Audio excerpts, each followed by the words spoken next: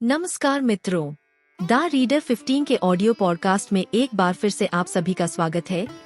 आज मैं फिर आपको लेकर चलूंगी एक अद्भुत यात्रा पर। मैं बात कर रही हूँ दुर्गा सप्तशती के त्रयोदश अध्याय। दुर्गा सप्तशती का त्रयोदश अध्याय सूरत और वैश्य को वरदान देने पर आधारित है।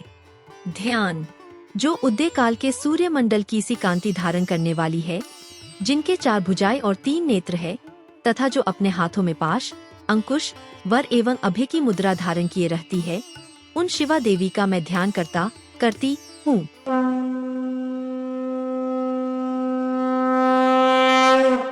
ऋषि कहते हैं, राजन, इस प्रकार मैंने तुमसे देवी के उत्तम महात्म्य का वर्णन किया, जो इस जगत को धारण करती है। उन देवी का ऐसा ही प्रभाव है, वे ही विद्या ज्ञान उत्पन्न करती है। भगवान विष्णु की माया स्वरूपा उन भगवती के द्वारा ही तुम, ये वैश्य तथा अन्यान्य विवेकी जन मोहित होते हैं, मोहित हुए हैं तथा आगे भी मोहित होंगे। महाराज, तुम उन्हीं परमेश्वरी की शरण में जाओ। आराधना करने पर वे ही मनुष्यों को भोग, स्वर्ग तथा मोक्ष प्रदान करती है। मार्कंडेय जी कहते हैं, क्रौष्टुकी जी, मेधा मुनि के ये वचन सुनकर राजा सुरथ ने उत्तम व्रत का पालन करने वाले उन महाभाग महर्षि को प्रणाम किया। वे अत्यंत ममता और राज्यापहरण से बहुत खिन्न हो चुके थे, महामुने। इसलिए विरक्त होकर वे राजा तथा वैश्य तत्काल तपस्या को चले गए और वे जगदम्बा के दर्शन के लिए नदी के तट पर रहकर तपस्या करने लगे। वे वैश्य उत्तम देवी सूक्त का जप करते हुए तपस्या में प्रवृत्त हुए। वे दोनों नदी के तट पर देवी की मिट्टी की मूर्ति बनाकर पुष्प, धूप और हवन आदि के द्वारा उनकी आराधना करने लगे। उन्होंने पहले तो आहार को धीरे धीरे कम किया, फिर बिल्कुल निराहार रहकर देवी में ही मन लगाए एकाग्रता पूर्वक उनका चिंतन आरंभ किया। वे दोनों अपने शरीर के रक्त से प्रोक्षित बलि देते हुए लगातार 3 वर्ष तक संयम पूर्वक आराधना करते रहे। इस पर प्रसन्न होकर जगत को धारण करने वाली चंडिका देवी ने प्रत्यक्ष दर्शन देकर कहा। देवी बोली, राजन तथा अपने कुल को आनंदित करने वाले वैश्य, तुम लोग जिस वस्तु की अभिलाषा रखते हो वह मुझसे मांगो, मैं संतुष्ट हूँ। आज तुम्हें वह सब कुछ दूंगी।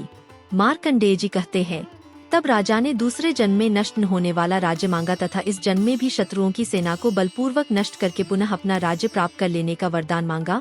वैश्य का चित्त संसार की ओर से खिन्न एवं विरक्त हो चुका था और वे बड़े बुद्धिमान थे। आज उस समय उन्होंने तो ममता और अहंतारूप आसक्ति का नाश करने वाला ज्ञान मांगा। देवी बोली, राजन, तुम थोड़े ही दिनों में शत्रुओं को मारकर अपना राज्य प्राप्त कर लोगे। अब वहाँ तुम्हारा राज्य स्थिर रहेगा। फिर मृत्यु के पश्चात तुम भगवान विवस्वान सूर्य के अंश से जन्म लेकर इस पृथ्वी पर सावर्णिक मनु के नाम से विख्यात होगे। वैश्यवरे, तुमने भी जिस वर को मुझसे प्राप्त करने की इच्छा की है उसे देती हूँ। तुम्हें मोक्ष के लिए ज्ञान प्राप्त होगा। मार्कंडेय जी कहते हैं, इस प्रकार उन दोनों को मनोवांछित वरदान देकर तथा उनके द्वारा भक्तिपूर्वक अपनी स्तुति सुनकर देवी अंबिका तत्काल अंतर्धान हो गयीं। इस तरह देवी से वरदान पाकर क्षत्रियों में श्रेष्ठ सुरत सूर्य से जन्म ले सावर्णी नामक मनु होंगे। इस प्रकार श्री मार्कंडेय पुराण में सावर्णिक मनवंतर की कथा के अंतर्गत देवी महात्म्य में सुरत और वैश्य को वरदान नामक 13वां अध्याय पूरा हुआ।